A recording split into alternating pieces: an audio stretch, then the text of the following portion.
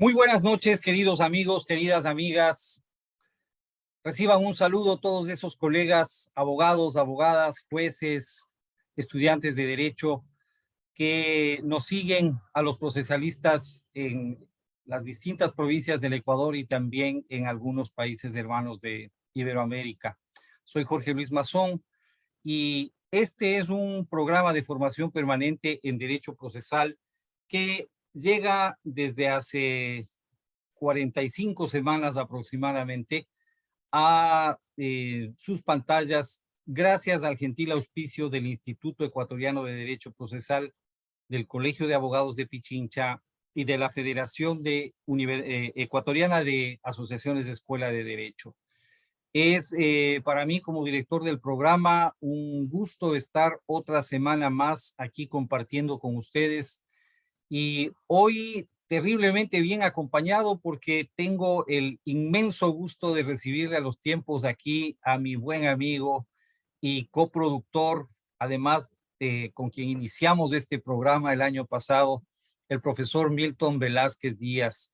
Qué bueno, Milton, que ahí dejando un rato el terrible ajetreo que sé en el que andas ahí en la corte, pues te hayas dado un tiempo para venir acá a tu casa.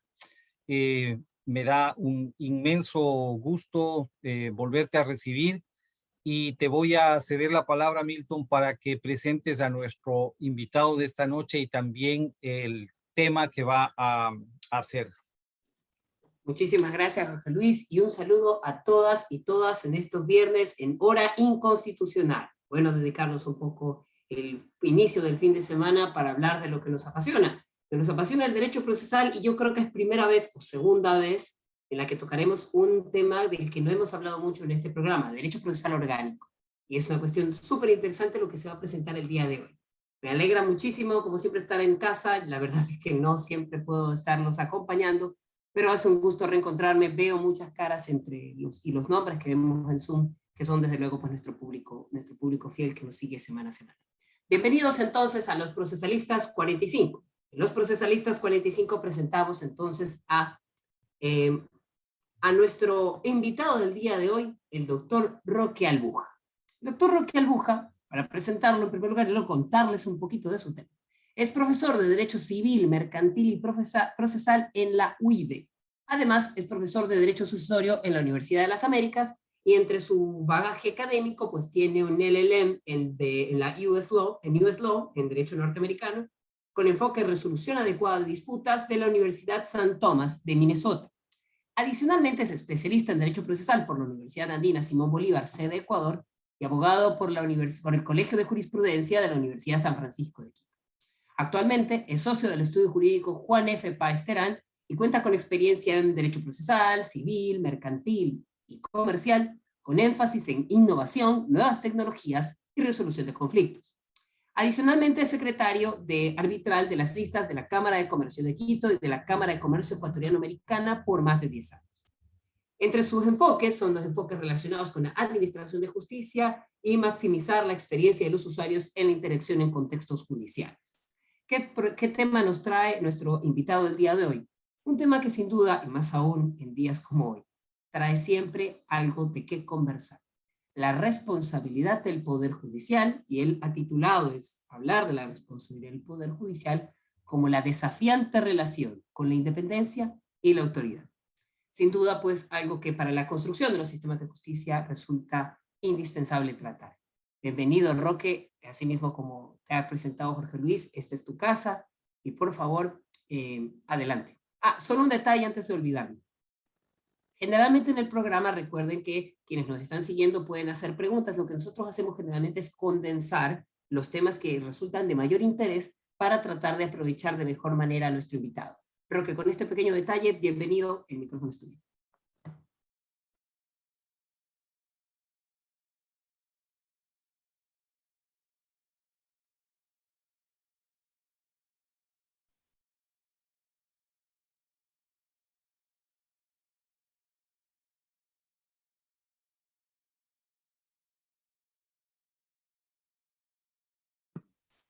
Discúlpenme, se me perdieron todas las pantallas del rato en que compartí pantalla y no podía Bueno, pero mostrar ahorita nada. se puede ver muy bien la diapositiva, tranquilo. Está muy bien Perfecto. todo, está en orden todo, Roque, bienvenido. Qué gusto estar aquí en Los Procesalistas. Realmente, para los que seguimos Los Procesalistas frecuentemente, no puedo decir todas las semanas porque este horario inconstitucional a veces nos complica la vida, pero para los que seguimos Los Procesalistas todas las semanas, realmente es un honor compartir este espacio con ustedes. Sobre todo poder compartir este espacio que hemos venido viendo se convierte también a veces en un espacio de reflexión sobre ciertos temas, ¿no? Me acordaba ahora especialmente de dos ponencias en Los Procesalistas que me parecieron muy interesantes y que un poco también van de la mano con esto, que fue en su momento la de Lolo Miño sobre el tema de la tutela judicial efectiva y la del derecho a la defensa de Juan Pablo Albán. Y pensaba en estas dos ponencias, un poco también pensando en el trabajo que se viene haciendo aquí en Los Procesalistas por quienes nos dedicamos a la docencia universitaria, llamamos la docencia universitaria, ¿no? Y por eso también creo que es un honor estar aquí porque es un poco venir a compartir eso que el mundo de la docencia nos ha regalado a los que estamos en la docencia y que el mundo del litigio también nos ha regalado a los que estamos en el litigio y que un poco nos hace soñar cada vez en cómo podemos ir haciendo algo mejor.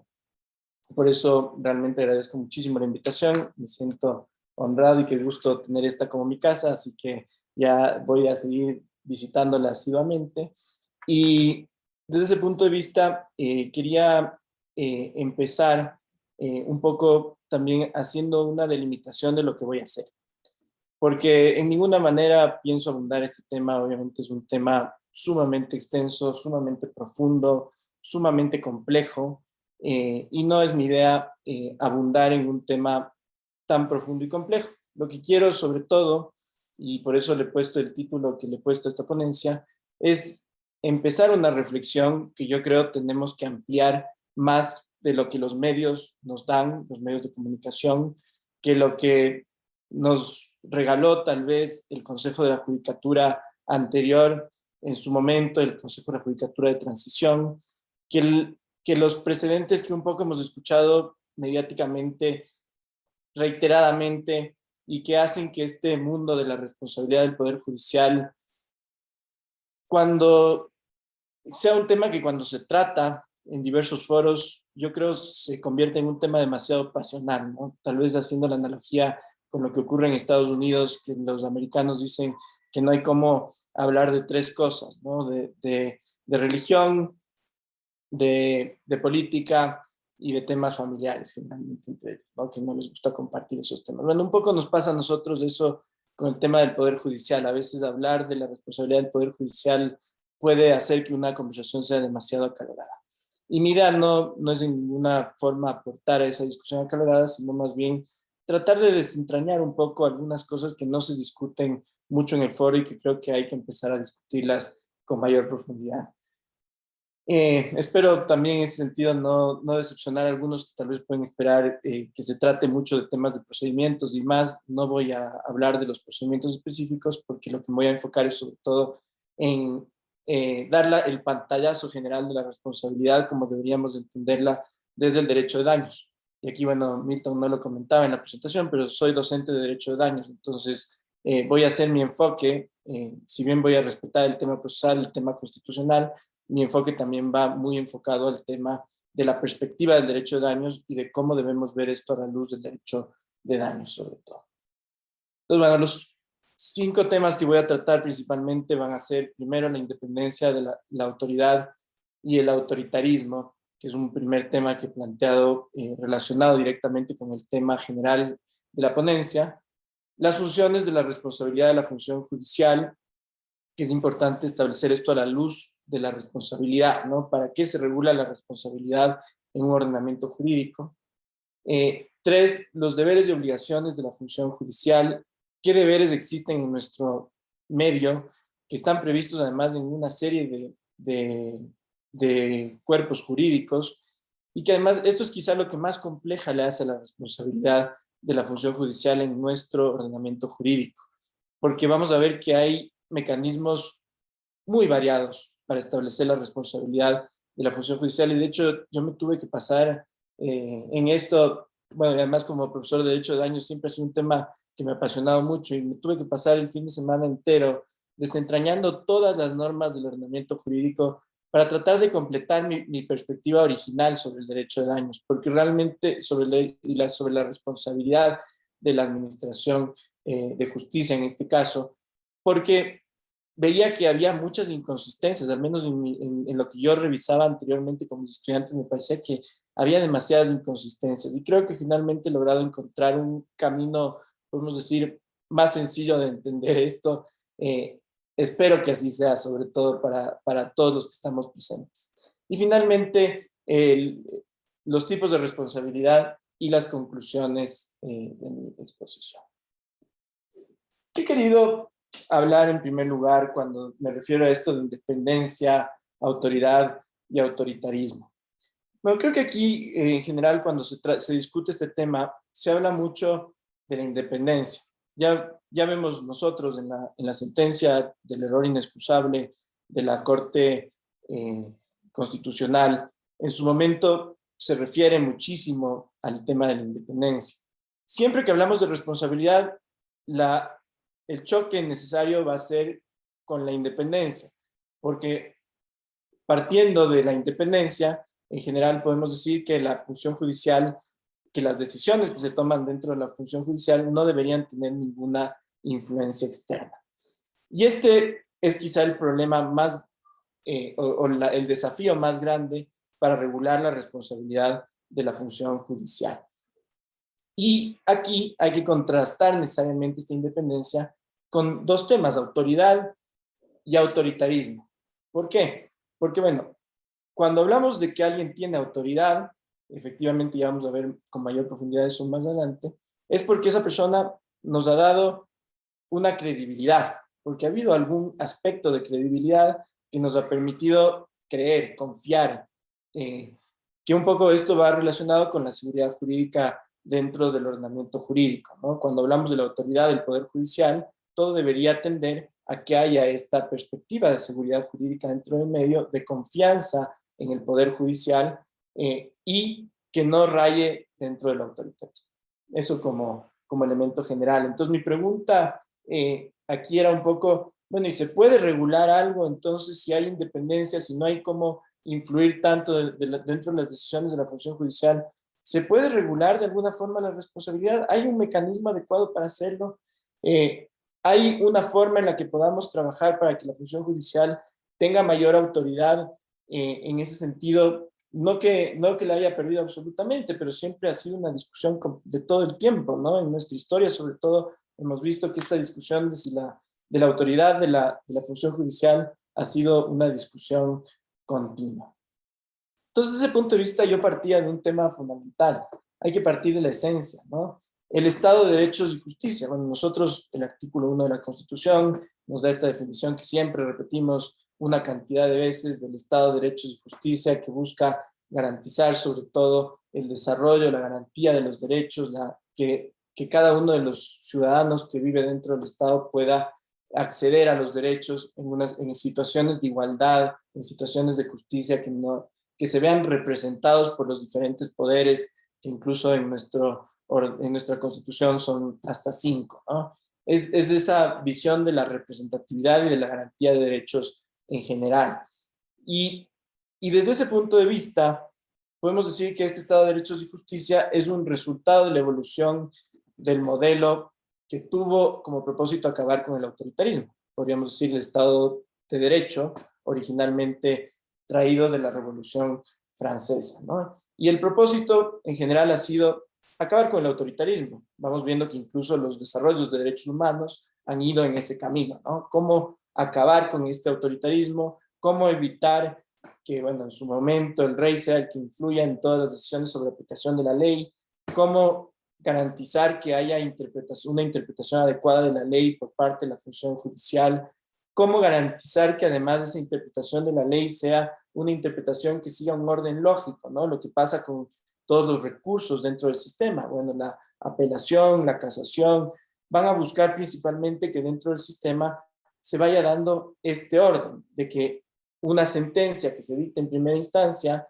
si va subiendo de instancia, sea con el propósito de asegurarnos que la forma en que se aplicó la norma dentro de esa sentencia sea coherente con el ordenamiento jurídico, que esa sentencia no esté extra iure, podríamos decir, o fuera del ordenamiento jurídico, sino que sea una sentencia adecuada, apta a lo que prevé nuestro ordenamiento jurídico. Y de hecho, bueno, el recurso de casación tiene ese propósito principal, ¿no? De depurar que tanto en lo procesal como en lo legal, ya hablando en el fondo de la controversia, se pueda verificar la adecuada aplicación de la ley. Entonces, ¿para qué es todo este sistema? Bueno, busca evitar justo este autoritarismo. Ese es el sentido del sistema procesal que tenemos tal como lo tenemos instaurado en nuestro medio. Entonces, podemos decir que dentro de esto, la ley y la Constitución y en este caso la responsabilidad de la función judicial tienen el constante desafío de equilibrar el ejercicio de los poderes públicos. ¿Cómo logramos este equilibrio entre poderes públicos para que no haya una influencia entre unos y otros, pero que efectivamente puedan colaborar en el desarrollo del Estado? Que ese es el propósito final de este Estado, ¿no? Este Estado también se sostiene en el principio de división de poderes, que efectivamente va a garantizar que cada poder cumpla una función específica y particular, que cada poder pueda garantizar de cierta forma, desde la creación de la ley hasta su aplicación y su posterior interpretación y aplicación en la función judicial. Entonces, un poco es también este control de la legalidad, ¿no?, que se va dando. Y ahora también se relaciona ya en nuestro medio con el control de la constitucionalidad, obviamente. Entonces, podemos decir que este principio de divisiones de poderes va a ser el que sostiene a la función judicial, sostiene el trabajo de la función judicial de tal forma que su trabajo se independicie de la función legislativa, ejecutiva y otras funciones del Estado. Y esto es importantísimo, porque no puede haber ninguna injerencia en las decisiones del Poder Judicial, ya vamos a ver, ni interna ni externa, ¿no? El propósito, entonces, de la independencia de la función judicial, podemos decir que finalmente, desde la creación de este sistema, tiene que ver con evitar un poder judicial arbitrario. Es decir, que el Poder Judicial actúe arbitrariamente, que el Poder Judicial sea un poder que efectivamente esté influido por los otros poderes, que esté influido por el Poder Legislativo, por el Poder Ejecutivo, y de esa forma actúe arbitrariamente. Esto sobre todo en los estados policiales, ¿no? Era muy frecuente, donde se controlaba directamente lo que hacía el judicial, y podríamos decir que era una ficción lo que hacía el judicial, porque todo lo que pasaba al judicial era resuelto de forma arbitraria. Y también vemos que en ciertas instancias, por ejemplo, me acuerdo de este famoso caso de los 8 de Chicago, que incluso hay una película, pero también ha habido situaciones dentro de las cuales el Poder Judicial, influenciado por poderes políticos, ha tomado en su momento decisiones absolutamente arbitrarias, ¿no? Ese es el problema. Cuando hay estas influencias de poderes políticos, efectivamente el poder judicial pierde su independencia. Y ese es un poco el propósito. Bueno, la responsabilidad también existe en ese sentido, vamos a ver, para equilibrar esto. Entonces, ¿qué es la independencia?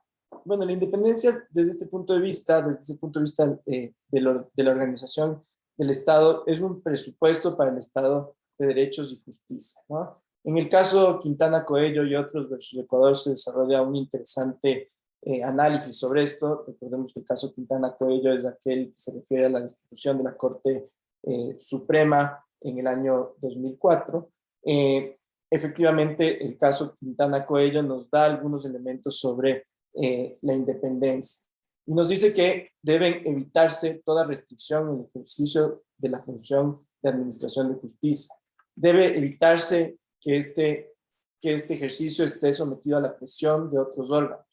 Se tiene que generar una garantía del adecuado proceso de nombramiento de los jueces, de la inamovilidad del cargo de los jueces, que vamos a ver que incluso este es un tema súper interesante que se desarrolla luego en la sentencia sobre el error inexcusable de nuestra Corte Constitucional, que tiene que haber una garantía contra presiones externas. Es decir, la función judicial tiene que actuar de tal forma que sus decisiones sean libres, ¿sí?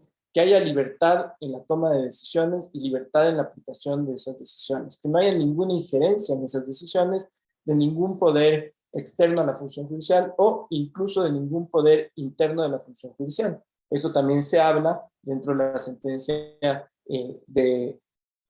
ambas sentencias, pero sobre todo se desarrolla con mayor profundidad en la sentencia del error inexcusable, que efectivamente en la sentencia 319 nos dice que la independencia judicial institucional, tanto interna como externa, es indispensable para garantizar la independencia individual o funcional de los jueces y juezas, de forma que los justiciables puedan ejercer su derecho a un juez independiente, imparcial y competente, conforme al artículo 76, numeral 7, literal K de la Constitución, ¿sí?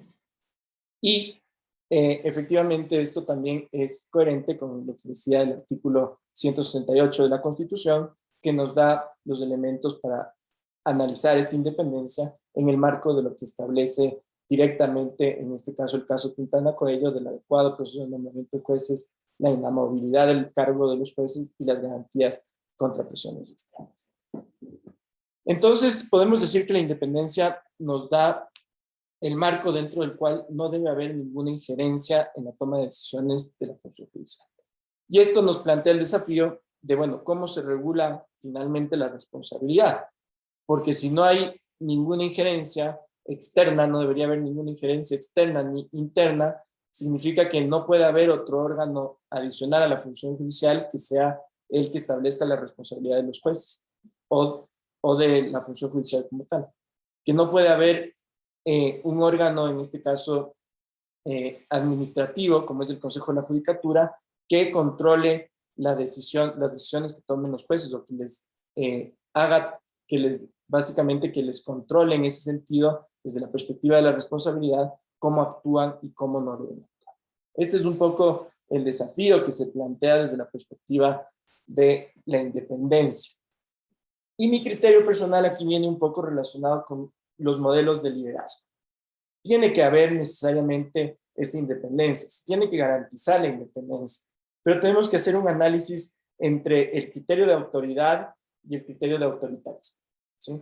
Porque de todas formas, un juez que no tiene injerencia de nadie más puede ser absolutamente autoritario en su decisión y puede ser absolutamente autoritario en su decisión por criterios personales, por ciertos beneficios personales que también serían una injerencia externa en cierta medida, pero no tan obvia como las de los otros poderes del Estado, por una injerencia de una relación personal con una de las partes procesales, etcétera, etcétera, ¿no? Entonces puede haber estos niveles de autoritarismo en los que ya sea una ideología específica de un juez, que esto ha sido discutido recientemente en relación a la Corte Constitucional, o ya sea por cualquier otra perspectiva propia del juez, se entienda como autoritarismo.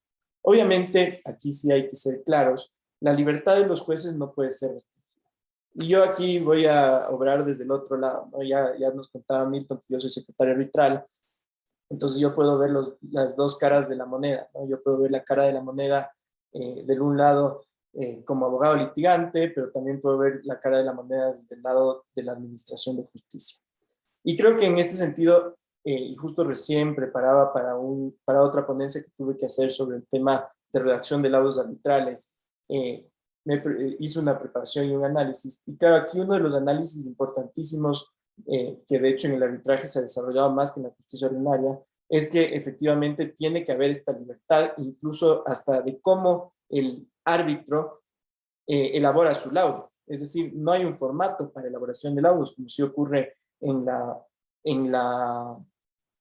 el Código Orgánico de la Función Judicial, General de Procesos. El Código Orgánico General de Procesos, los jueces tienen que seguir ciertos requisitos para que sea válida la sentencia. Bueno, en el laudo incluso la libertad llega hasta ese extremo, ¿no? De la configuración del laudo depende específicamente del tribunal. Y estas libertades son importantes en la medida en que haya responsabilidad, ¿sí? Y esto es importante, y no responsabilidad entendida como responsabilidad aquí del pago de daños y perjuicios específicamente, sino responsabilidad en el ejercicio del cargo, entendiendo desde el punto de vista de la diligencia que el juez empeña para realizar su cargo. Que obviamente esa falta de diligencia, vamos a ver luego que genera responsabilidad ya de pago de indemnización de daños y perjuicios, ¿no? Entonces, es esa diligencia necesaria que tiene que haber. Y esa diligencia un poco va a darnos la marca entre si el juez ejerce su autoridad como una verdadera autoridad o si es autoritario, ¿sí? Yo creo que ahí está la distinción fundamental. Obviamente, vamos a ver que el ordenamiento jurídico aquí va dando algunos elementos para esto. Autoridad, yo creo que aquí lo más importante es esta parte que dice poder legítimo y positivo, ¿no? Genera reciprocidad en la obediencia, es decir, alguien que va donde un juez que le ilustra autoridad, que le genera autoridad, bueno, va a estar tranquilo porque no tiene por qué desobedecer lo que diga, no tiene por qué rebelarse contra el juez. Va a poder entender claramente a qué va y cómo se desarrolla el proceso y no va a tener ningún problema, porque no va a haber, por ejemplo, lo que suele ocurrir a veces, esto de que las reglas claras que están establecidas en el Código Orgánico General de Procesos no sean seguidas de forma adecuada como prevé nuestro ordenamiento jurídico, que ocurre muchas veces en los casos. No va a haber estos problemas de empezar a desconfiar en el juez porque no sé cómo va a resolver mi causa, porque no está respetando las normas de procedimiento, ¿sí? Entonces, la confianza se genera desde cómo el juez se maneja, en este caso, responsablemente, respetando las normas que tiene para desarrollarse. Y aquí hay que tener claro que el principio que rige la actuación de los jueces y que nos garantiza esta autoridad es el principio de legalidad, ¿sí? Que obviamente también viene del mismo origen francés. El autoritarismo, básicamente, aquí Gerson siempre habla, le encanta hablar de los autoritarios, de estos líderes tipo Hitler, ¿no? De la degeneración de la autoridad, el líder que ordena y los subordinados que obedecen, se somete a los subordinados mediante el miedo, el oponente siempre tiene la culpa, siempre es el culpable. Me pasó una cosa chistosa en una unidad judicial, justo tenía que ir a hacer un reconocimiento de firma y claro, me pasó que le digo que había habido un error en la providencia porque habían puesto jueves 16 de julio y claro, 16 de julio era viernes, pero como estaba puesto jueves, yo por si acaso fui a hacer el reconocimiento de firma el día jueves 15, no vaya a haber algún problema. Entonces digo al secretario que me trate de ayudar de alguna forma para hacer el reconocimiento lo antes posible y simplemente me dijo, no, eso es culpa del abogado que no revisó, culpa del juez que no ha redactado adecuadamente la providencia, culpa. Entonces, claro, empezó a establecer todos los culpables. Yo ni le había dicho que era culpa de nadie, pero en este caso se empezó a establecer todos los culpables. Y eso es un poco también esta perspectiva muchas veces del autoritarismo, ¿no? Tenemos la autoridad, pero nos manejamos autoritariamente. Empezamos a ver a quién le echamos la culpa de todo. Empezamos a ver a quién le empezamos a hacer tener miedo, ¿no? Que esto también pasa. No, se le va, muchas veces pasa, ¿no? Vamos a tratar de solucionar algo dentro de un caso y ya nos meten el miedo de que no se va a poder solucionar. Bueno, todas estas cosas ocurren, obviamente son cosas con las que todavía hay que seguir trabajando, pero de cara a esto creo que tenemos que fortalecer la autoridad. Por eso, mi criterio personal es que aquí está un poco el desafío para la mejor administración de justicia, ¿no? Si regulamos mejor la responsabilidad, yo creo que aquí sí hay un trabajo fuerte en el que hay que pensar cómo simplificar este sistema. Ya vamos a ver el problema que tiene este sistema. Cómo simplificar en cierta medida este sistema de responsabilidad para regularla de tal forma que se establezca límites al autoritarismo de la función judicial, podríamos decir en general, sin afectar su independencia y libertad. Y también que se establezca límites no solo al autoritarismo, sino también límites de estándares de buena prestación del servicio. Yo creo que este es el otro tema fundamental que no se discute cuando hablamos de responsabilidad, pero que tenemos que tener claro. Entonces, partamos de algo que es básico. Si vamos a regular la responsabilidad, tenemos que tener claras las funciones que tiene la responsabilidad. Y claro, esta ha sido una discusión doctrinaria gigantesca para todos los que estamos metidos en derecho de daños. No se ha llegado a aclarar finalmente cuál debería ser la función de la responsabilidad. Y esto en temas de la función judicial es incluso más grave, porque yo veo, y un poco viendo todas las ponencias que hay sobre esto, nos damos cuenta que los criterios sobre cómo se debería regular la responsabilidad son absolutamente distintos. O sea, hay una variedad de criterios en las que no nos hemos llegado a poner de acuerdo, ¿sí? Y por eso quiero plantear esto, porque creo que es importante pensar, ¿no? Bueno, la responsabilidad básicamente, ¿qué es? Para entender esto de las funciones de la responsabilidad dentro del sistema, entendamos qué es. Y podemos decir que pueden ser consecuencias que establece el ordenamiento jurídico respecto de ciertas conductas especificadas en normas de diferente tipo. Yo lo he puesto así en términos generales. Esta es una definición propia, no está tomada de ningún autor. Si hay algún error, me hacen nomás la observación, luego no hay ningún problema. ¿Por qué lo he puesto así? Porque hay diferentes tipos de responsabilidad. La responsabilidad penal, que va a tener el propósito de establecer una pena privativa de la libertad, o muchas veces también podría ser el pago de una multa en ciertos casos específicos. La responsabilidad civil, que tiene el propósito principalmente de que ante el establecimiento de una responsabilidad se sancione con el pago de una indemnización económica. Y la responsabilidad administrativa, que va a tener una cierta característica penal, ¿no?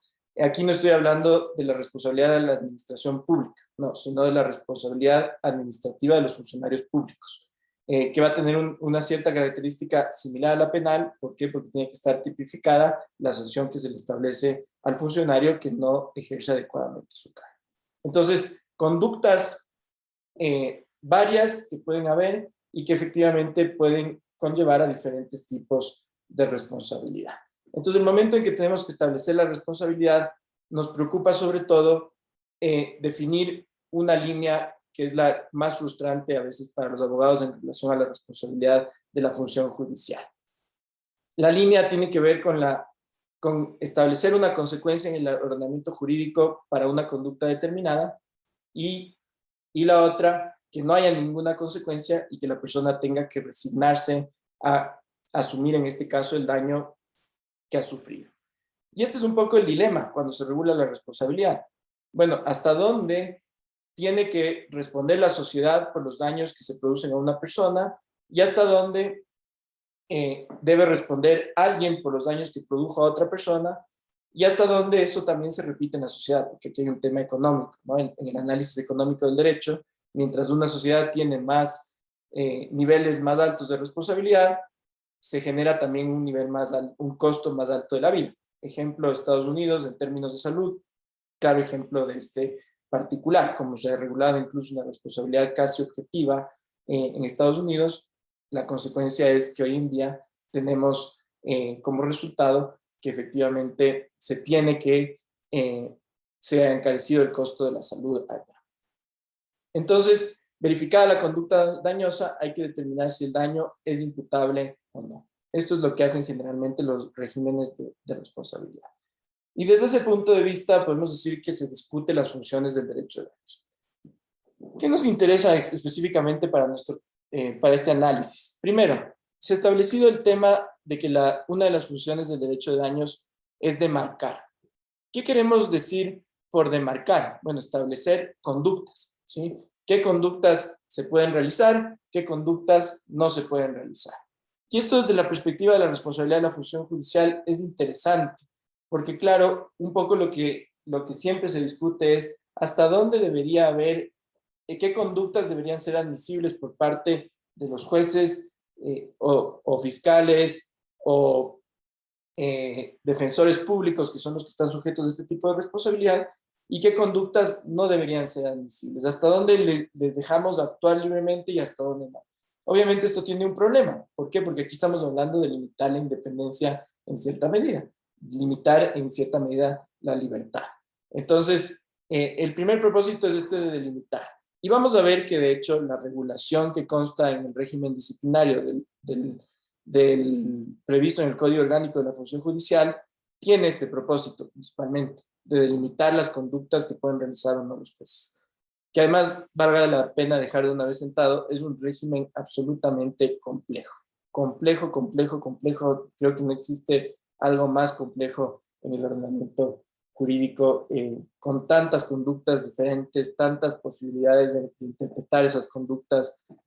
Realmente sería interesante hacer un cuadro completo de todas esas conductas que están establecidas en ese régimen disciplinario en diferentes niveles y ver finalmente con la sentencia del error inexcusable en qué quedan todas esas conductas, porque es un régimen demasiado complejo. Por otro lado, está el de sancionar. Y claro, aquí vamos a volver un poco a dónde se sanciona, ¿no? Generalmente en las materias en que se establecen sanciones es en el derecho penal y en el derecho administrativo sancionador. Ahí vamos a tener las consecuencias previstas en el ordenamiento jurídico. Generalmente partimos del principio de que para que haya una sanción o una penalidad tiene que estar prevista anteriormente en el ordenamiento jurídico, en la ley, ¿no? Si bien hay ordenamientos jurídicos también que establecen los llamados daños punitivos, en nuestro medio no existen daños punitivos para la responsabilidad civil de la administración pública, podemos decir. Sí podemos decir que existen sanciones en materia administrativa sancionadora, sí existen sanciones en materia penal, ¿sí? Ya vamos a ver eso un poquito más adelante. Por otro lado, podemos decir que hay otras funciones adicionales, no me quiero enfocar en todas, pero nos interesa sobre todo esta de aquí. La carga injusta, que este es un criterio que viene sobre todo del derecho administrativo, ¿sí? En el derecho administrativo se ha analizado que el administrado no tiene el deber de soportar ninguna carga injusta, ningún daño injusto provocado por la administración, y desde ese punto de vista se ha establecido la así llamada responsabilidad objetiva, ¿no? Entonces, este podemos decir que, como le han catalogado algunos autores, es la seguridad para el pago de todos los daños, o una garantía para el pago de todos los daños. Y esto ha sido lo que se ha discutido muchísimo en la Corte Nacional de Justicia, sobre todo en los últimos 10 años, en varias sentencias, incluido el caso de Guadalupe Larriba, y algunos casos muy interesantes que discutió la Corte sobre este tema, algunos casos de electrocución, sobre todo en Manabí, de electrocución de menores, bueno, varios casos en los que se discutió este tema de la responsabilidad objetiva, pero que todavía sigue siendo, al menos, bueno, tal vez Milton me puede dar un elemento ahí diferente, pero entiendo que hasta el día de hoy no hay una discusión sobre esto clara en la Corte sobre el tema de responsabilidad judicial objetiva de la administración pública. Entiendo que no, si hubiera, me corrigen, no hay ningún problema, yo estoy agradecido de recibir esa sentencia también en ese caso particular. Entonces, este va a ser la última circunstancia. ¿Por qué es importante entender estas funciones? Porque efectivamente vamos viendo que estas funciones nos dan elementos para entender los diferentes tipos de conductas del Estado, el momento, o del legislador, sobre todo el momento en que regula la responsabilidad, ¿sí? Y sobre todo en la responsabilidad de la función judicial, vamos a ver que estas conductas se van dando de diferente forma. Aquí, nada más en relación a esta de demarcar, hay que tener claro que el demarcar tiene que ver con proteger ciertos bienes jurídicos protegidos, ¿sí? O sea, el Estado demarca para proteger bienes jurídicos protegidos que le parecen importantes. Entonces establece, aquí usted no puede comportarse de esta forma justo con este propósito. También hay que tener en cuenta que en la función del derecho de daños, y este es un tema importante, nuestro derecho civil, el derecho de daños previsto, podríamos decir, en el libro cuarto del Código Civil, en los delitos y procedimientos civiles, es un derecho de daños que está previsto de una forma muy amplia. Nosotros no hemos desarrollado un modelo de tipificación, como es en el modelo americano, el modelo del common law, podríamos decir en general, o el modelo alemán, ¿sí? Donde sí se han establecido conductas específicas que dan lugar a responsabilidad. No, nosotros hemos ido desarrollando jurisprudencialmente lo que entendemos por responsabilidad en base a la amplia consecuencia que establece el código de que todos los daños injustos deben ser reparados, siempre que medie culpa o dolo en la conducta, ¿sí? Entonces, desde ese punto de vista, claro, nos enmarcamos en un problema también en el momento de regular la responsabilidad de la función judicial, porque tradicionalmente lo que está pasando, sobre todo desde la perspectiva de Corte Interamericana de Derechos Humanos, es que hoy en día estamos empezando a tipificar todo, ¿sí? Y ya vamos a ver que internacionalmente se está empezando a crear una cantidad de conductas que nos dan elementos. Aquí recuerdo un poco la exposición del profesor Ferrer, ¿no? Que hablaba un poco de esto, los estándares de prueba, cómo tienen que quedar delimitados, cómo debería haber elementos claros para poder establecer esos estándares de prueba. Y cuando hablamos de responsabilidad podríamos decir lo mismo. Debería haber elementos claros para definir cuándo una persona es responsable y cuándo no. Porque si no, si yo puedo ser responsable por cualquier cosa que termine resolviendo un juez, también hay una arbitrariedad muy amplia, ¿no? Entonces, ese es también un poco el otro tema que tenemos nosotros en nuestro sistema, similar a lo que ocurre con el sistema español, que tiene una regulación muy similar a la nuestra. Entonces, para poder entender estos bienes jurídicos protegidos, tenemos que entender cuáles son los deberes y obligaciones que tiene en general la función judicial y en particular el juez. Y aquí podemos partir de lo que nos dicen tanto el Código Orgánico de la Función Judicial como la Constitución sobre estos deberes generales. He tratado de simplificar un poco este tema en base a los artículos 32 y 34 del Código Orgánico de la Función Judicial, también el 100 del Código Orgánico de la Función Judicial, y específicamente el 11 numeral 9 de la Constitución y se me fue el otro 190 y algo de la Constitución, que también regulan estos temas particulares. ¿Qué entenderíamos que son los bienes jurídicos protegidos en relación a la función judicial? Garantizar el acceso a la justicia, garantizar la tutela judicial efectiva de los derechos, garantizar la adecuada administración de justicia, garantizar el respeto al debido proceso y las reglas para la detención, en este caso de personas, y finalmente la celeridad, ¿sí? Estos elementos podemos entender como obligaciones generales de la función judicial. Y esto es importante, esta distinción que estoy haciendo aquí. ¿Por qué? Porque mientras la función judicial tiene ciertas obligaciones generales en garantía de los derechos previstos en la Constitución y en garantía de los derechos previstos en las normas infraconstitucionales y en los tratados internacionales de derechos humanos, obviamente, esas obligaciones que tiene el Estado generan responsabilidad para el Estado en caso de no cumplirlas, ¿sí? Y aquí estaríamos frente a un caso de responsabilidad objetiva del Estado. Aquí también es importante otro tema. El juez no puede administrar justicia sin el Estado, ¿sí? Porque supongamos el caso que efectivamente un juez llega a un juzgado en el que no tiene cómo despachar, no le dan ninguna facilidad para despachar. ¿Cómo se le puede exigir celeridad?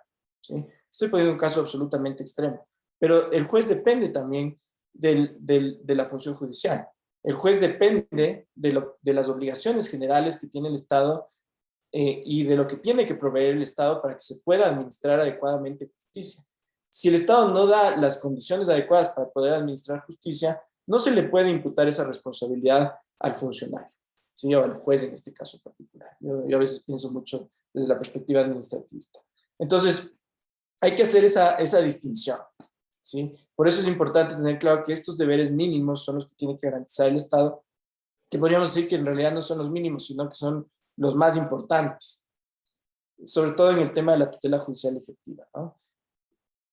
Por otro lado, el juez, en cambio, tiene obligaciones que están relacionadas en general a esto que se llama como debida diligencia. Y aquí me quiero detener un poquito en el tema de la diligencia. La diligencia generalmente se relaciona con la culpa, ¿no? Y tenemos en materia civil estos tres niveles de culpa, ¿no? Leve, lata, levísima, que obviamente aplican principalmente para la responsabilidad contractual, pero que nos dan siempre elementos para poder definir por dónde tendría que ir el nivel de diligencia que una persona tendría que exigirse en una circunstancia particular.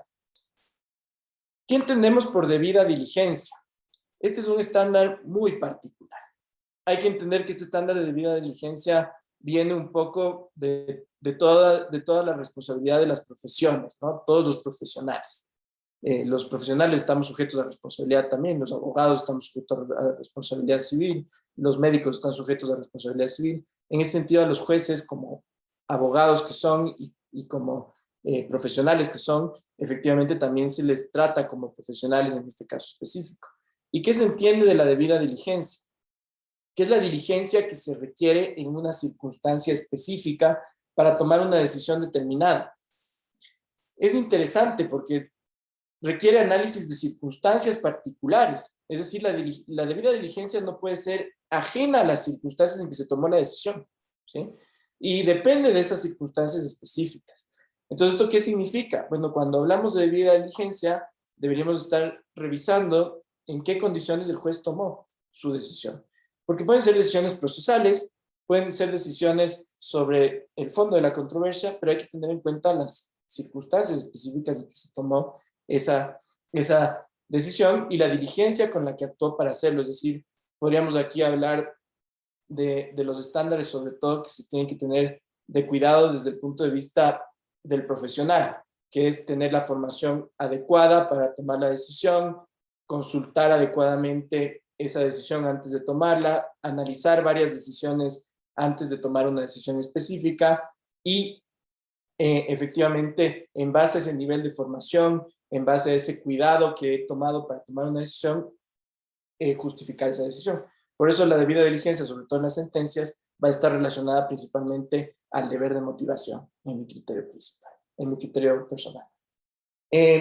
Entonces, dentro de esta debida diligencia podemos hablar de respeto de plazos, diligencia en general, que aquí el problema es bajo qué estándar. Yo creo que deberían ser los estándares de, efectivamente, la responsabilidad de los profesionales, sobre todo, garantizar la justicia, garantizar el respeto de la ley, la motivación, que yo creo que aquí es quizá la piedra angular de todo, ¿no? La motivación debería ser el elemento principal para justificar, en este caso, una adecuada decisión, sobre todo cuando hablamos de la sentencia. Y esto ya vamos a ver que hay rangos, además, porque esto es importante. No es que la debida diligencia del juez está en un solo estándar. Vamos a ver que hay estándares diferentes en nuestro medio y que pueden tener consecuencias diferentes de esos estándares. Que esto es lo más complejo que hay en este tipo de responsabilidad. Y finalmente, por último, la rectitud y la imparcialidad que también están previstas en nuestro ordenamiento jurídico. Aquí yo creo que lo más importante es analizar todo esto desde el autoritarismo, sobre todo. O sea, que el juez le haya dedicado al caso el tiempo que tenía que dedicarle, que haya destinado el trabajo que tenía que destinarle y finalmente que el caso que la resolución del caso esté debidamente motivada. No me quiero alargar mucho porque quiero hablar de la última parte, que es el tema de los tipos de responsabilidad. Y esto es quizá el tema donde podemos abrir el mapa. ¿Por qué? Porque la responsabilidad no se limita al régimen disciplinario. Y en esto quiero ser claro. Justo durante el régimen de Rafael Correa, la responsabilidad estaba limitada específicamente al régimen disciplinario y esa era la preocupación principal desde el punto de vista de regulación, podemos decir, y donde, de hecho, el Consejo de la Judicatura se preocupó de establecer una cantidad de responsabilidades. Yo creo que incluso esa es la razón por la que hoy en la Corte Constitucional tenemos una sentencia sobre el error inexcusable, justo porque este tema del régimen disciplinario ha sido discutido de una forma muy amplia en nuestro medio. Yo creo que más de lo que debía haberse discutido, pero parte de hechos reales, ¿no? Aquí el doctor Luis Pázara, en su artículo sobre la independencia judicial en el régimen de Rafael Correa, nos dice que en octubre del 2013 el Consejo de la Judicatura sancionó con destitución a 387 jueces en los 27 meses precedentes a octubre del 2013. Y luego hay un dato de que en el año 2014, de 200 jueces que habían sido destituidos, 150 más o menos, estoy dando a breves rasgos del número, 150 más o menos habían sido, en ese caso, destituidos por error judicial. Entonces, imagínense también la preocupación que esto genera al sistema. Ya veíamos que la destitución no debería ser una medida. La sentencia del error judicial establece eso. Debería ser una de última ratio, en última circunstancia. El juzgador debería permanecer en su cargo. Pero imagínense cómo ejerce el cargo un juez que el día de mañana no sabe si va a ser destituido. Y que además de eso, yo creo que es otro tema importante, no recibe la formación adecuada, porque la Escuela de la Función Judicial hasta ahora sigue siendo un desafío. Yo creo que ahora estamos trabajando mejor en eso, pero hasta ahora sigue siendo un desafío en nuestro medio. Entonces aquí vamos a ver que hay 4 tipos de responsabilidad. Y voy a dejar delimitado esto de forma general para ir armando un poco más del mapa que era mi perspectiva. Primero, la responsabilidad penal del juez. El juez, en todos los casos, puede ser penalmente responsable. Tenemos el delito de prevaricato, que efectivamente es un delito que está previsto contra la tutela judicial efectiva. Y hay que ver las conductas específicas que sancionan este tipo, ¿no? Fallar contra ley, el juez que falle contra ley expresa en perjuicio de una de las partes.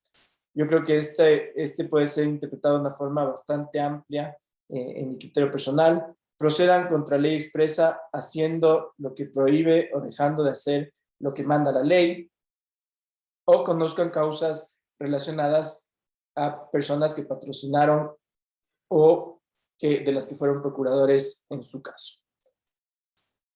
Por otro lado, podemos hablar de la responsabilidad civil, que también está prevista en nuestro ordenamiento jurídico. Esta responsabilidad, en cambio, va a ir más encaminada desde el punto de vista de la sustanciación de las causas. En ese caso, en la forma en que se comporta el juez en la sustanciación de las causas, pero es interesante que haya responsabilidad, una demanda de responsabilidad que se pueda formular directamente contra el juez en una sede civil, ante un juez de lo civil. De esto no se ha hablado mucho, pero el artículo 34 del Código Orgánico de la Función Judicial prevé esta posibilidad, y prevé esta posibilidad siempre que el juez efectivamente haya estado en curso específicamente en las circunstancias previstas en el artículo 172 de la Constitución, que sería principalmente este irrespeto del principio de debida diligencia en 4 casos particulares: retardo, negligencia en la administración de justicia, denegación de justicia o quebrantamiento de la ley. Bueno, el retardo, la denegación de justicia y el quebrantamiento de la ley no parecen en este caso temas que requieran mucha interpretación. Obviamente, para que haya denegación de justicia tendría que ser muy grave lo que hizo el juez para impedir que una parte pueda acceder a la tutela judicial efectiva. Pero cuando hablamos de negligencia, ahí sí va a ser un estándar que va a tener que analizarse. ¿Qué se entiende por este estándar de debida diligencia? He visto sentencias, pero todavía no desarrollan claramente este estándar. Este estándar creo que requiere un trabajo mucho más profundo en nuestro medio, pero es interesante el planteamiento de que al menos haya este estándar de debida diligencia, que yo creo que está relacionado sobre todo podríamos decir, al juez como buen padre de familia. Es decir, dentro de sus conocimientos propios como juez, el juez debería actuar como buen padre de familia, es decir, en un estándar de culpa leve, ¿no?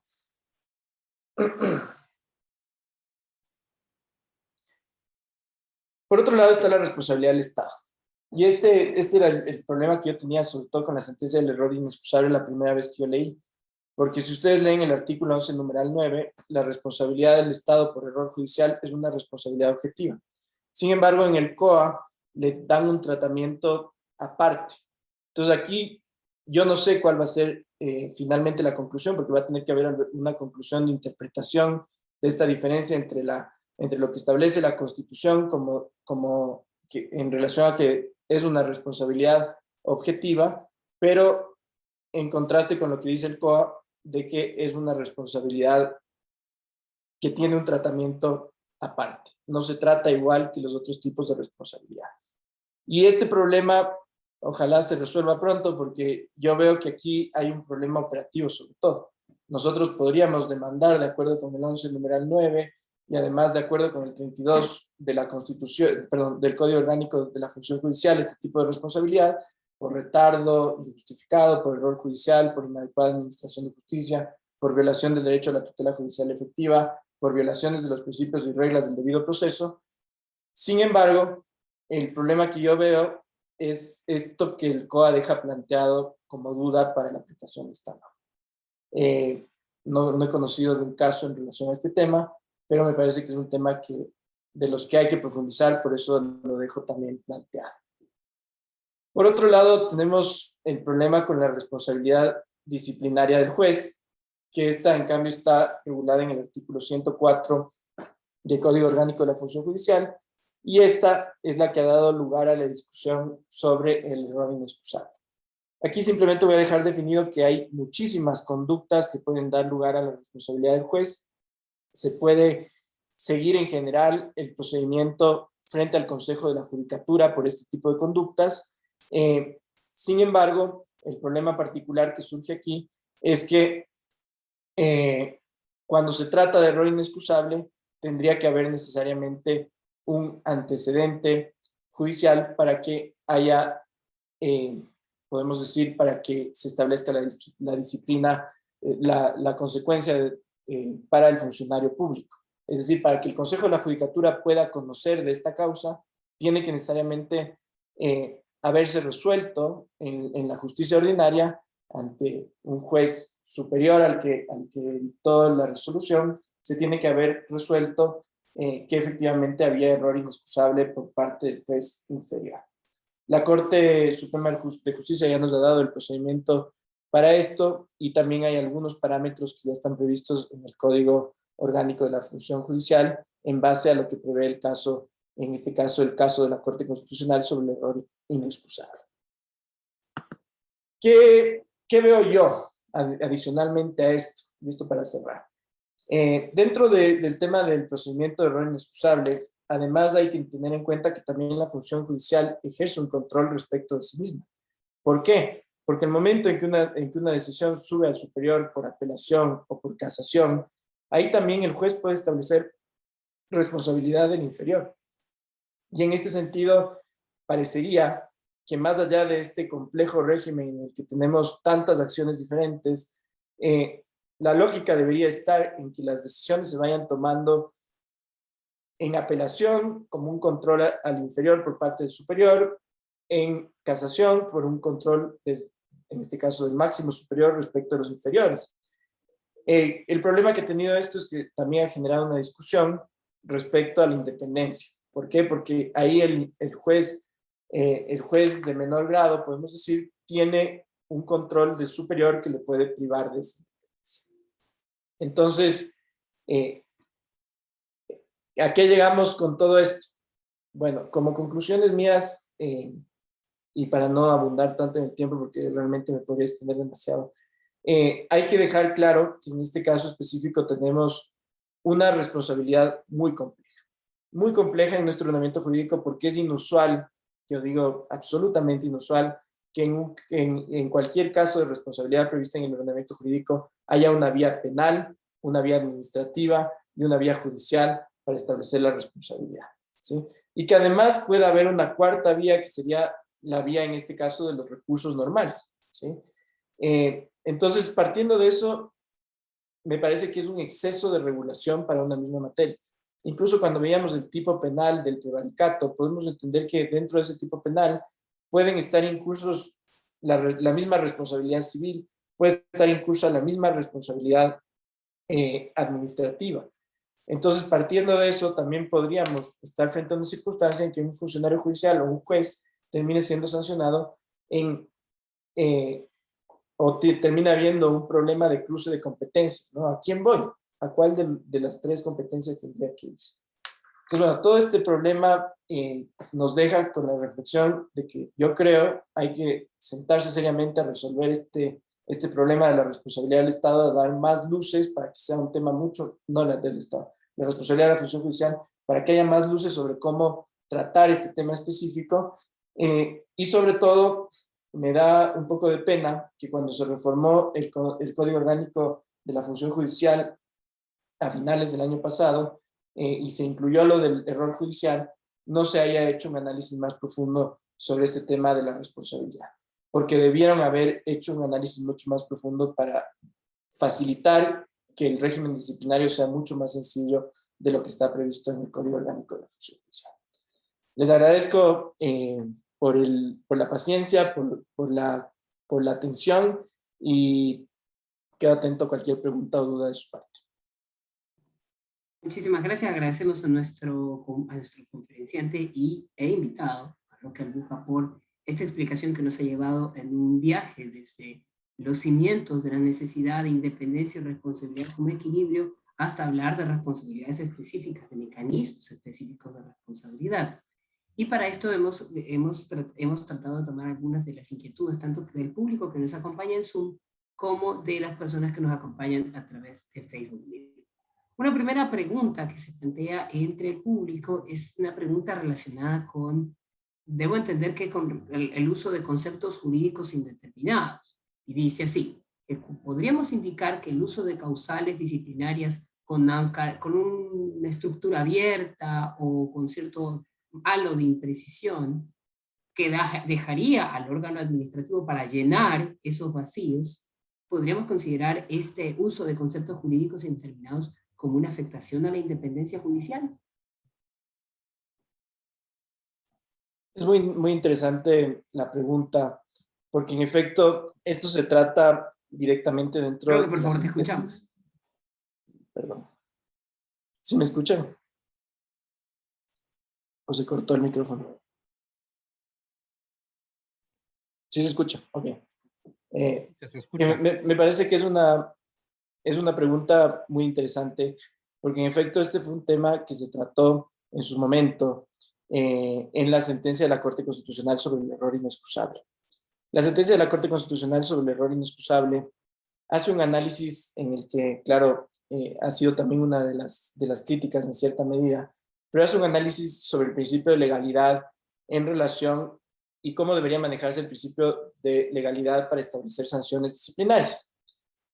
Y lo que dice es que si bien la responsabilidad penal no es igual que la responsabilidad, en este caso, administrativa, y la forma en que se regulan las conductas no debe ser idéntica, se rige de todas formas por el principio de legalidad y que los tipos tendrían que ser tipos claros. Aquí hay que aclarar que además la Corte Interamericana de Derechos Humanos ha establecido también en su momento, al hablar sobre el error inexcusable, que efectivamente tienen que manejarse tipos claros.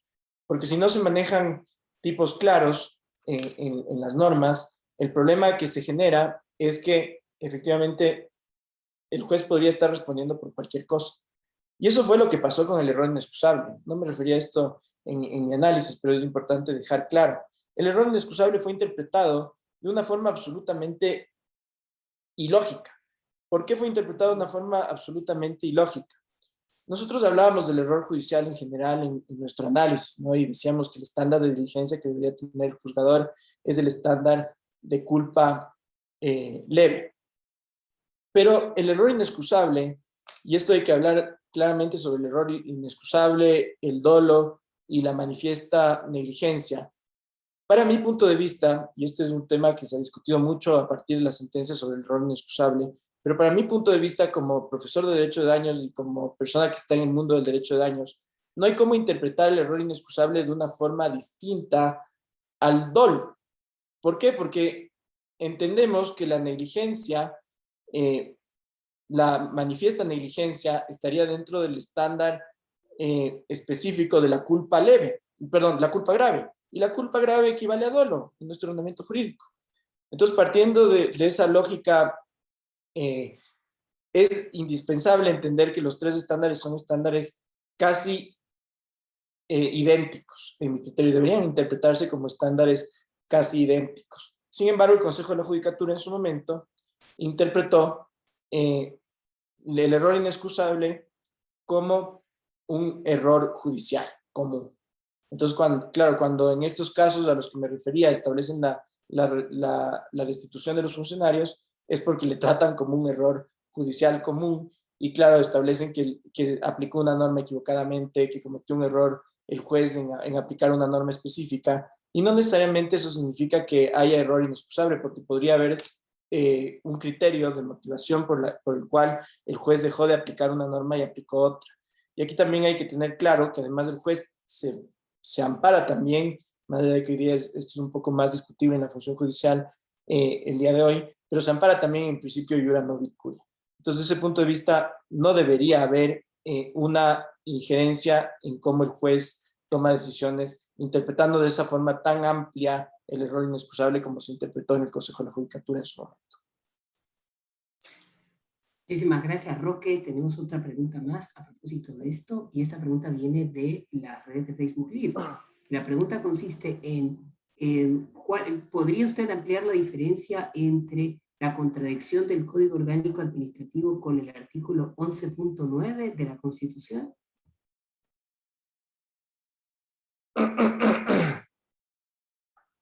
Ya.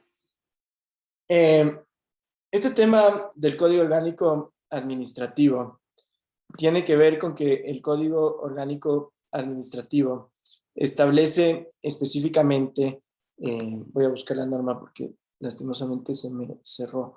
El Código Orgánico Administrativo establece de forma particular que no se puede entender a la responsabilidad de la función judicial como un tipo general de responsabilidad administrativa. Y en el Código Orgánico Administrativo se le da un tratamiento independiente a la responsabilidad de la función judicial en ese caso particular. Entonces, como se le da este tratamiento independiente a la responsabilidad de la función judicial, yo veo que hay un problema grave porque la Constitución en el artículo 11, numeral 9, establece con claridad que la responsabilidad del Estado, incluyendo la responsabilidad por mala administración de justicia, es una responsabilidad objetiva y como tal debería ser resuelta, de acuerdo con el Código Orgánico de la Función Judicial también, que es la norma a la que me referí, debería ser resuelta por el Tribunal Contencioso Administrativo.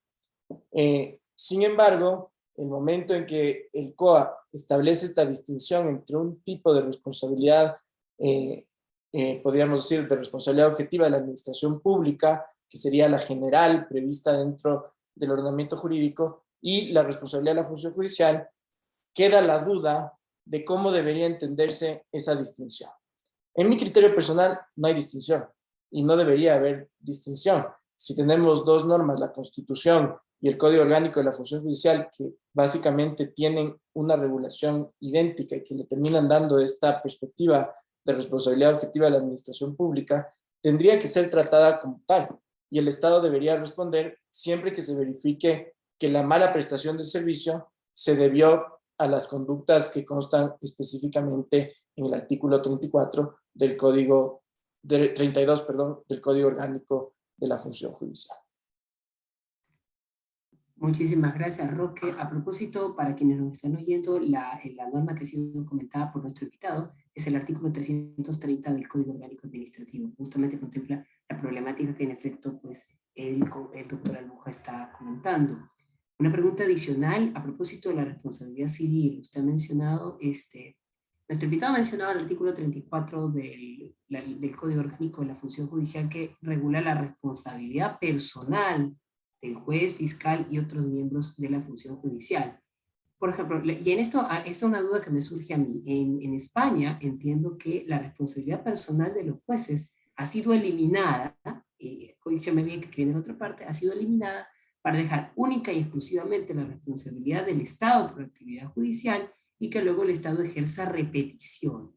Al criterio de esto, más o menos desde el año 2005, lo que se ha considerado es que de que la responsabilidad personal terminaba siendo una vía de amedrentamiento más que de buscar reparación. Por lo tanto, lo han dejado en esta estructura.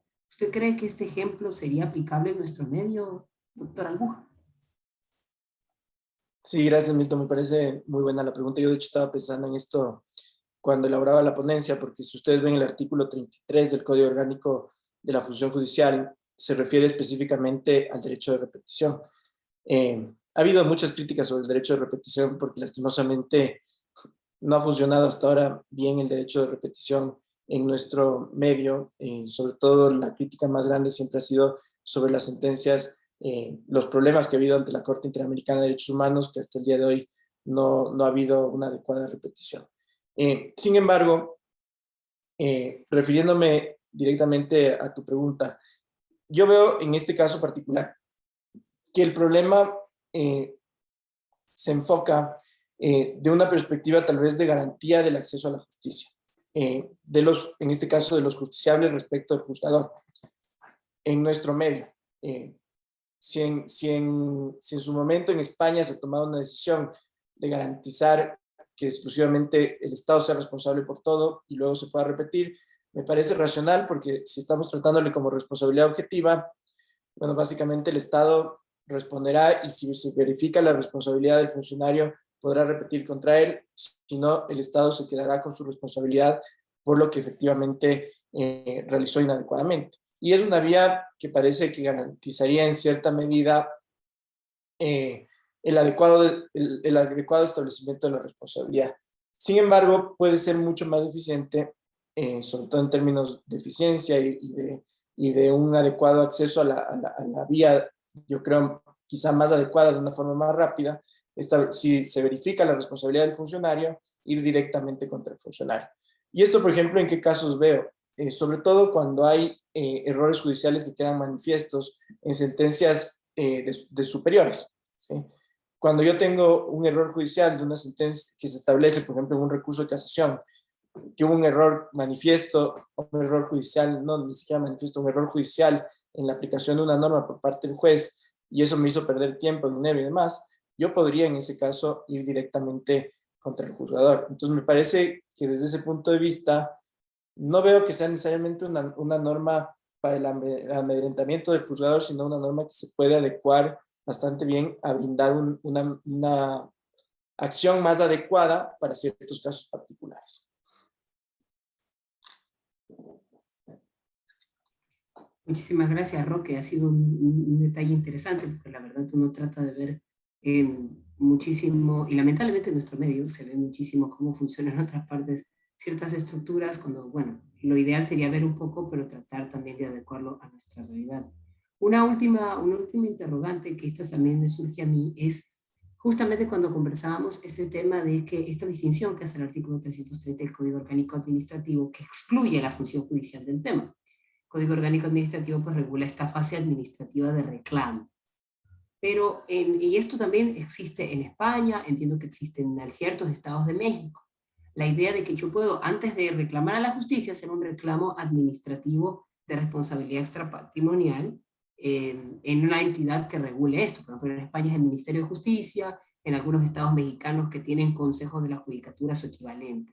La pregunta es, más allá de esta consideración del artículo 330 del Código Orgánico, ¿tú crees, Roque, que en nuestro medio sea útil que exista o sea, se podría ser útil que exista una fase administrativa para reclamar estos daños? ¿O tú crees que la mejor vía que podría existir es únicamente la vía judicial para estos reclamos? Es interesante, ¿no? Volvemos un poco a lo del Consejo de Estado francés y demás. Y claro, me parece que en la línea en que estamos ahorita nosotros, sobre todo con el tema de la independencia judicial, sería en cierta medida una regresión en derechos el hecho de que se regule una vía administrativa previo a la vía judicial. Más bien, ahorita, en la forma en que está regulada el régimen disciplinario, podemos decir, y la forma en la que está regulada también la responsabilidad en general, me parece que la perspectiva es que el control se realice directamente por la función judicial. Y si la función judicial se controla a sí mismo, efectivamente ese control que la función judicial se realiza a sí mismo debe ayudar a que la función judicial siga creciendo. Si le ponemos en este caso, a un órgano administrativo como el Consejo de la Judicatura a realizar ese trabajo previamente a establecer una responsabilidad, corremos el riesgo, en mi criterio, de afectar la independencia. Entonces, yo creo que lo más conveniente es mantener lo que tenemos ahorita, descomplejizarlo porque es demasiado complejo, y hacer una distinción muy clara entre el régimen disciplinario, cuando cabe exclusivamente el régimen disciplinario, aclarando los tipos del régimen disciplinario que tienen muchos problemas, y además de eso mantener la responsabilidad de la función judicial, tal vez simplificando un poco las acciones que se podría analizar en cierta medida, pero sobre todo creo que lo más importante, y esto es algo a lo que quería referirme en mi exposición, pero no me referí, es que se siga trabajando en la conciencia de los jueces. Yo creo que esto es fundamental. O sea, yo en la pandemia he visto, y esto hay que recalcar, muchísimos jueces que están haciendo un trabajo enorme, para difundir el trabajo que están haciendo para facilitar que la justicia sea mucho más accesible, que la justicia sea mucho más cercana a cada uno de los administrados, de los usuarios del sistema, que la justicia se convierta realmente en un servicio público, porque uno de los problemas más graves, cuando yo me refería a esto de que muchas veces uno se queda fuera de la justicia con esta sensación de que no puede hacer nada, de que no hay ninguna solución, porque nadie le da ninguna solución específica, es por el problema en la prestación del servicio.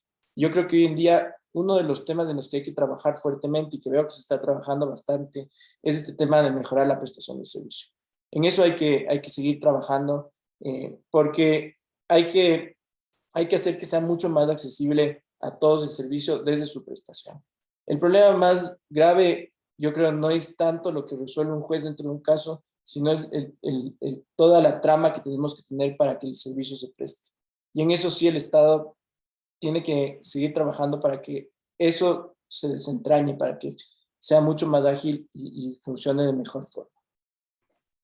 Muchísimas gracias, Roque, por tu contestación y por estas interesantes reflexiones. Solamente me quiero despedir con una cosa: estos temas son necesarios discutirlos no solamente ya en el medio profesional especializado, sino en el medio profesional general, porque todos interactuamos de una u otra manera con los sistemas de justicia. Y solo como para dar un dato que puede ser importante, me acaban de pasar un mensaje: existen algunas, no muchas, en efecto, como bien señala Roque, algunas sentencias de la Sala Contencioso Administrativa que han topado este tema de la responsabilidad del Estado por actividad judicial. Existe un leading case, que fue ponencia del doctor Álvaro Ojeda, que se encuentra en la Gaceta Judicial del año 2016, y existen dos sentencias muy recientes, para quienes les interese les dejo los números, son la 17741/2016-0998 y la 09801/2012-0673. En ambas se hace un análisis sobre los distintos tipos de imputación que están desarrollados en el artículo 32 que bien comentaba nuestro invitado. Bueno, yo con esto me despido, muy contento por esta conversación ágil e interesante sobre un tema que sin duda tiene que estar en el tapete más allá del error inexcusable. Le doy la paso a Jorge Luis y un abrazo enorme para Roque. Gracias, Milton. Gracias, Roque. Mientras cierro el programa, Milton, a ver si nos puedes ayudar colocando en el chat de acá de la sala, y si puedes en Facebook también, los números de las sentencias que pasaste, que me parecen muy interesantes, pero fue muy rápido, señor, usted. No avancé. Lo que pasa es que yo lo decía era porque el que nos ve en Facebook grabado los puede recorrer, pero ahorita mismo se las anoto. Gracias. Gracias, Roque. Gracias, Milton. Digo, ya para cerrar el programa de este viernes, qué interesante ha sido escuchar a un abogado que nos ha contado también que es secretario desde hace muchos años de un tribunal arbitral y que de alguna manera ha estado en los dos lados, aunque sospecho que estás más en el lado bueno, en el lado claro de la fuerza, es decir, en el lado del ejercicio profesional. Y conversar con Milton, que ahora mismo es juez de la Corte Nacional, ¿no es cierto? Y sobre este tema tan interesante de la responsabilidad del Poder Judicial.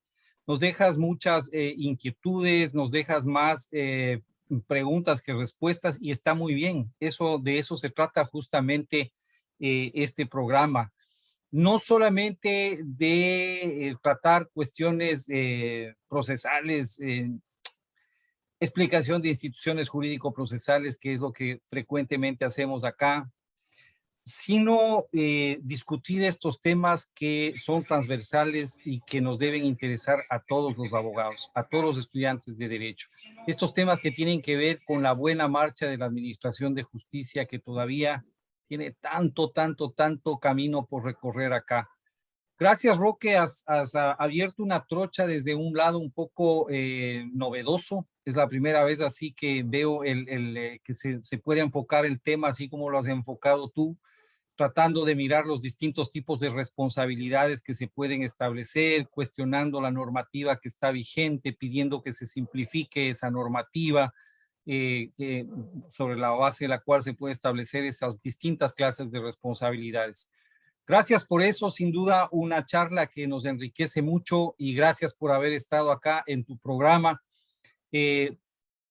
No me di cuenta si Milton lo dijo, pero Roque es miembro del Instituto Ecuatoriano de Derecho Procesal, y le veo también a su padre acá en la sala. Roque, papá, qué gusto.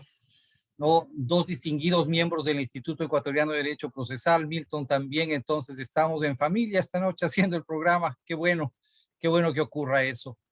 Te dejo, Roque, los micrófonos para que te despidas de tu público esta noche. Simplemente agradecerles, Jorge Luis, agradecer las iniciativas del Instituto Ecuatoriano de Derecho Procesal, agradecer también las iniciativas en este caso, de los procesalistas que nos permiten seguir creciendo a todos.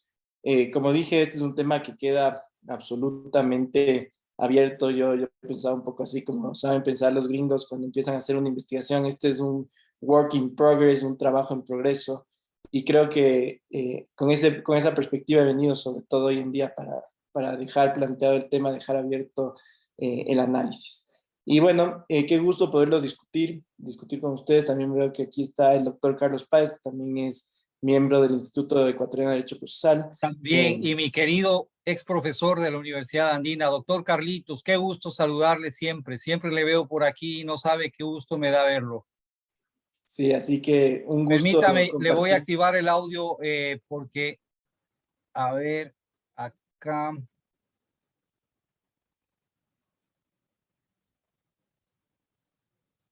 Doctor Carlitos, le activé el audio si es que desea tal vez hacer un saludo. Qué gusto verlo siempre. Está sin audio, Carlitos. Entonces, si puede activárselo.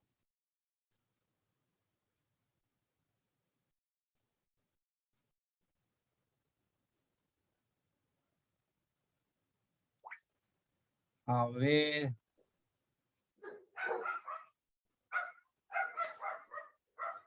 Creo que no lo logró.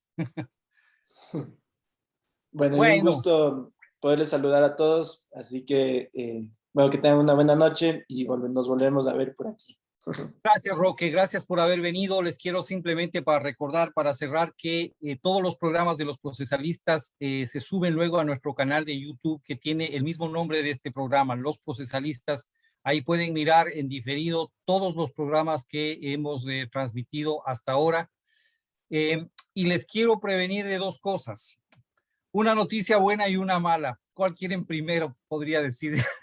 La mala, la mala. La mala. Ok, la mala. Bueno, no es una noticia mala. Es simplemente que los procesalistas han decidido ahí un poco casa adentro tomarse un receso. Vamos a hacer 2 programas más y se va a acabar la primera temporada de los procesalistas. Nos vamos a tomar unos 2 meses de vacaciones que están bien merecidos, mientras además evaluamos lo que se ha hecho hasta ahora y planificamos cómo regresamos con mejores programas de los que hemos hecho. La próxima semana, para los amantes del derecho penal, va a venir Lisette Pardo, que es una abogada experta en temas de violencia intrafamiliar, ¿sí? Para hablar sobre los procesos, la parte procesal de los juicios de violencia intrafamiliar. Así es que la va a acompañar la vicepresidenta del instituto, mi querida amiga también, la doctora Lorena Grillo. Así es que no se pueden perder el programa la próxima semana. Ya les dejo enganchados y por lo que a mí respecta, muchas gracias como siempre. Gracias Milton, gracias Roque, gracias a todos por acompañarnos y nos vemos la próxima semana.